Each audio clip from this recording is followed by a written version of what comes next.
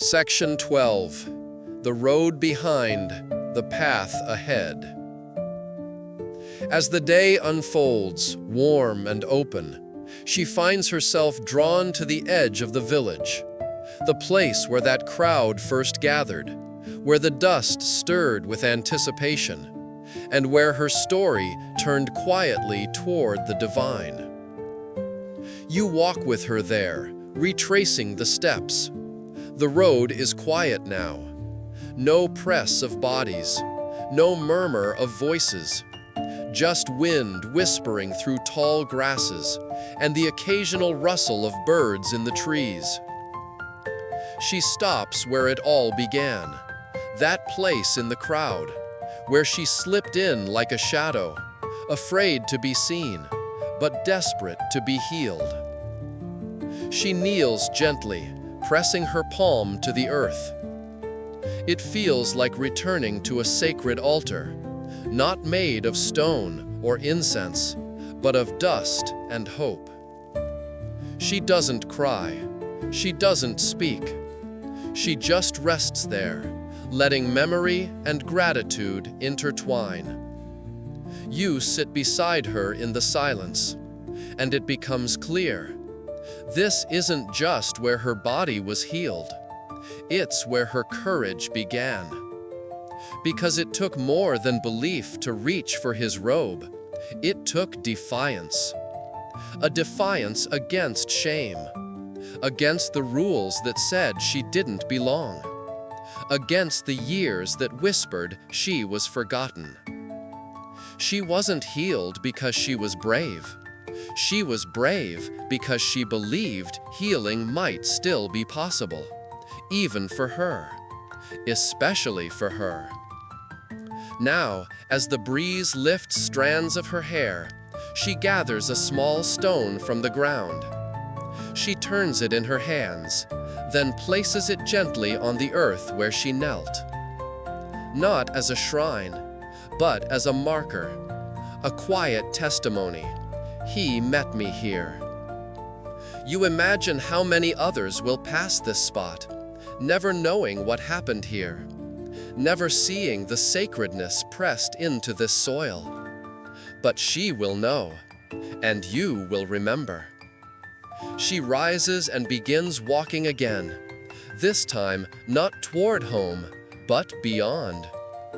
The road stretches out like ribbon under the sun, leading toward neighboring hills, toward new places, toward unfamiliar names and faces. You sense it in her steps, the call to share, not to preach, not to argue, but to live the truth she now carries, to be a quiet witness, a walking story of restoration. You pass shepherds guiding their flocks, children gathering wild figs, elders resting beneath fig trees with slow-moving shadows. She smiles at each, offering greetings, not grand gestures, just warmth. That's all it takes sometimes, to be the person who smiles, who pauses, who listens. And though they may not know her story, they feel something in her presence. A lightness, a peace. And isn't that what a miracle truly becomes once the moment has passed? Not a spectacle, but a presence. Not a shout, but a steady glow. As she climbs a small hill, the wind lifting the edge of her robe, she stops once more and looks back. The village rests behind her, bathed in soft light. It holds her past, her sorrow, her waiting, her ache. But it also holds her beginning. And the road ahead? It holds what her healing was always meant to unlock, the rest of her life.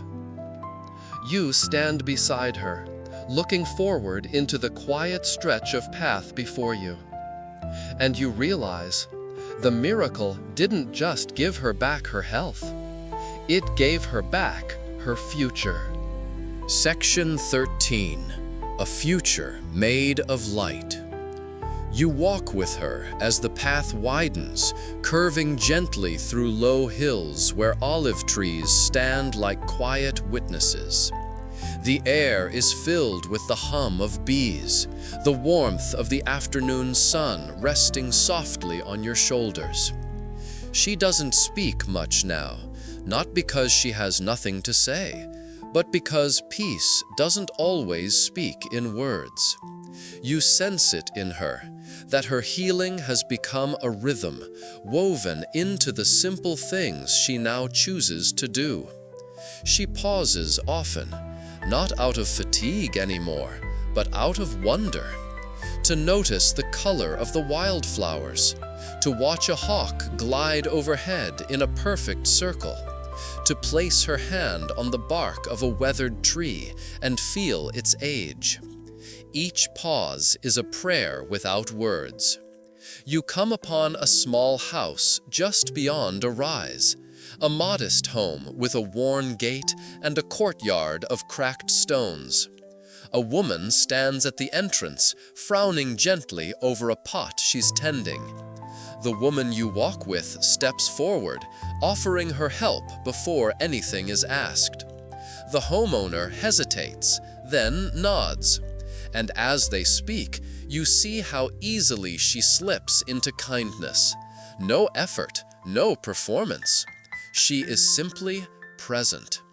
And it becomes clear, this is how she chooses to carry her healing. Not with fanfare, not with boasting, but with quiet acts of service, woven into ordinary life. They work together through the afternoon, kneading dough, grinding spices, watering the garden with buckets passed from hand to hand. Children appear at the edge of the courtyard, curious, barefoot, wide-eyed. She smiles at them and waves them closer, and before long there is laughter, not loud, but honest, the kind that rises like birds startled into flight. You sit beside her in the shade as the sun begins to dip. She's tired now, but in a good way. The kind of tired that follows a day well spent, the kind of tired you earn. The other woman places food before her, fresh bread, herbs, a small bowl of lentils. And for a while, they simply eat together. No questions about the past, no probing into pain. Just shared silence, shared peace. And you realize, this is how her miracle keeps moving. Through each meal shared, each story exchanged, each act of presence that leaves a gentle imprint. She doesn't need to carry scrolls or speak in parables. She is the parable now. Her life, a story of reaching, of faith, of healing, ripples outward in quiet waves. After the meal, she walks to the edge of the nearby field, golden in the early evening light. The wind stirs through the tall grass. She closes her eyes and lifts her face to the sky, and the expression there is one you'll never forget. Peace, gratitude, freedom. 12 years of pain did not define her. 12 years of waiting did not diminish her. And one moment, one gentle, trembling touch did not just change her condition. It changed her identity. She no longer carries the name the world once gave her. She is not the bleeding woman. She is not the unclean one. She is not even just the healed. She is beloved. She is whole. And now, she is a woman with a future made of light.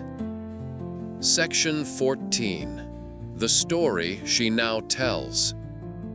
As the stars begin to scatter across the evening sky, you find yourself seated beside her once again, this time near the edge of a small gathering.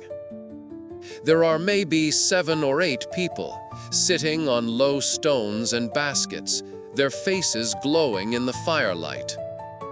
Children lie half asleep in their parents' laps. A woman braids her daughter's hair. Someone hums a tune, slow and ancient. And then, softly, someone asks her, "What happened that day with him?" She doesn't answer right away, not because she's reluctant, but because she's searching for the right way to hold such a sacred memory. You watch as she looks into the fire. The flames flicker gently, like they're listening too. Then she speaks, not like a teacher, not like a prophet, but like someone remembering love.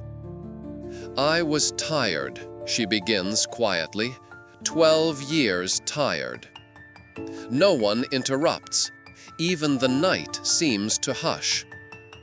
"I had spent all I had, chasing answers, trying to be fixed, trying to be worthy of being among people again."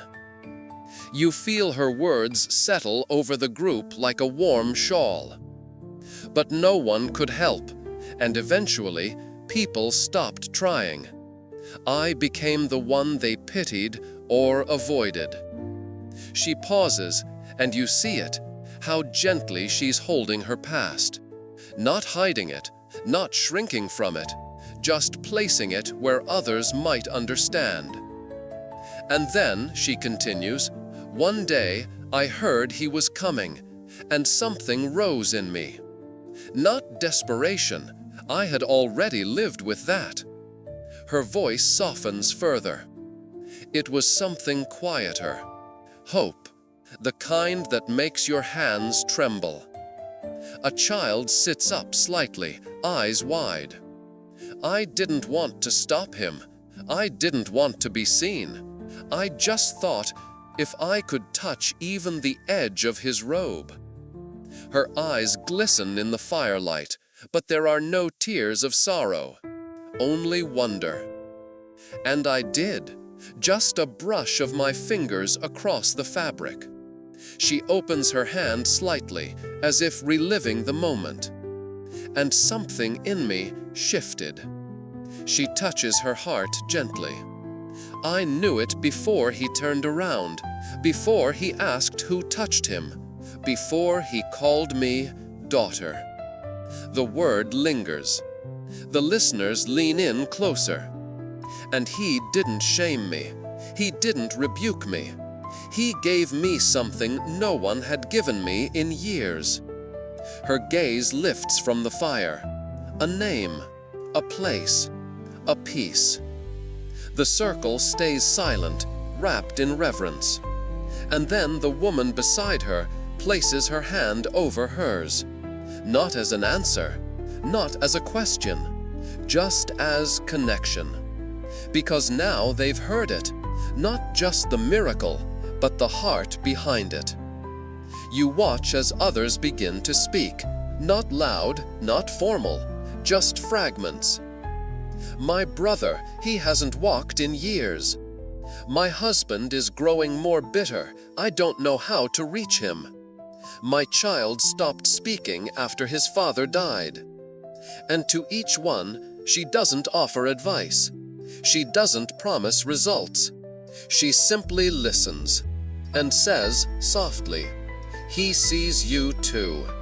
Not maybe, not if you believe hard enough. Just truth, offered gently like cool water on a warm night. She doesn't carry the authority of priests or scholars, but her presence holds something they all trust. She has touched him, and she remembers what it was like to feel forgotten. That makes her story sacred. And now, it is no longer just hers. It has become something others carry too. A story passed not through books, but through hearts. Through firelight. Through shared silence. Through the quiet courage to say, "I understand." She looks at you as the stars deepen, and you understand. Miracles don't always end at the touch. Sometimes they begin there. Section 15. The name she now wears. Morning arrives softly once again, not in a rush, but with gentle light seeping through the edges of the world. You're with her as she walks down the hill, feet bare against the earth, the smell of dew clinging to the grass. She carries a basket, not full yet, just waiting, like her heart once did. There's a quiet joy in her movement now, not giddy or loud, but grounded. You see it in the way her shoulders no longer fold inward, in the calm of her gaze as she greets the first face she sees. They no longer look at her the way they used to, and more importantly, she no longer sees herself that way. You pass a group of travelers on the road.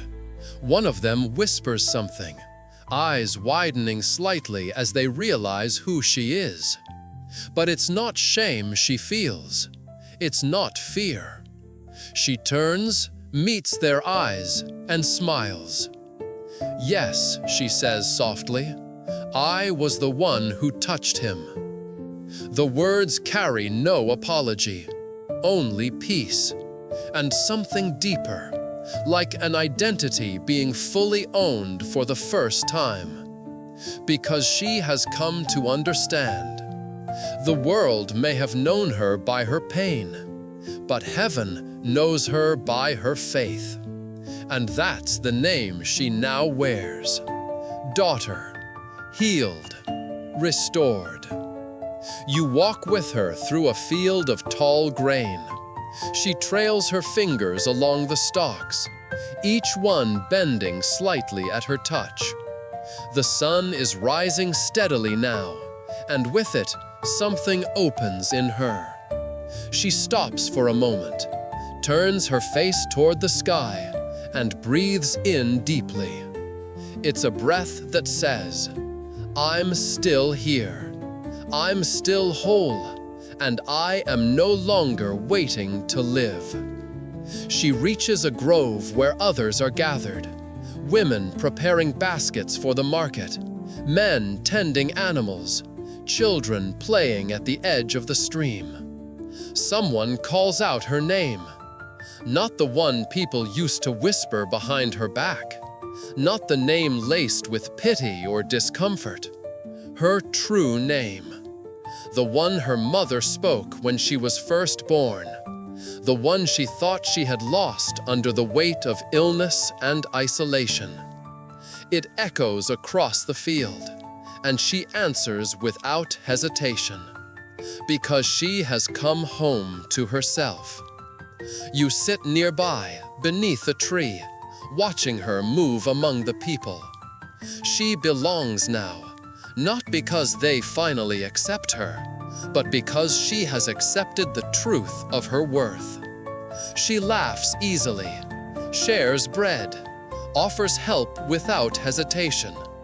And when a child falls nearby, scraping a knee, she's the first to kneel, to offer comfort, to whisper the kinds of words once whispered to her. "It's going to be all right. You're not alone. You're seen." And perhaps that is the greatest proof of her healing, that she now helps others reach for what she once longed for. Not just health, but wholeness, dignity, belonging. The day stretches long and golden, and as shadows grow once more, you follow her home. She lights her lamp without ceremony. The flame flickers, steady. She no longer fears the dark. She sits by the window again, as she did on so many nights before. Only this time, she's not waiting for healing to come. She's resting in the joy of having already received it. You sit with her as the stars return, and the final truth settles gently into your heart. She is not the same woman who reached for his robe, and yet she is. Still reaching, still believing, still living by faith. but no longer hidden, no longer broken. She is no longer the sick one. She is the one who touched heaven and was touched in return. Now the story becomes soft, like candlelight flickering low, like the hush that comes after prayer. The blind man once sat in darkness, but now he walks in peace. And you have walked beside him tonight. You've felt the dust beneath your feet, seen the fig leaves sway overhead, and heard the voice of Jesus not as thunder, but as stillness. Let that stillness settle in your chest. Inhale slowly, exhale gently. You are not rushed. You are not alone. You are not forgotten. Even in your quietest moments, the eyes of heaven are on you, with compassion, with purpose, with love that never leaves. Let this night cradle you like warm hands. Let your breath fall into rhythm, soft and even. Let your shoulders release their weight into the pillow beneath you. Whatever burdens you carried today, they are not yours to hold tonight. Let the voice of the healer whisper once more. You are seen. You are whole. You are mine. The stars above remain quiet. The world below grows still. And your soul, it is safe here. So rest now. Sink deeper into a silence filled with grace. Nothing else matters. Only this peace. Only this moment. Only this love.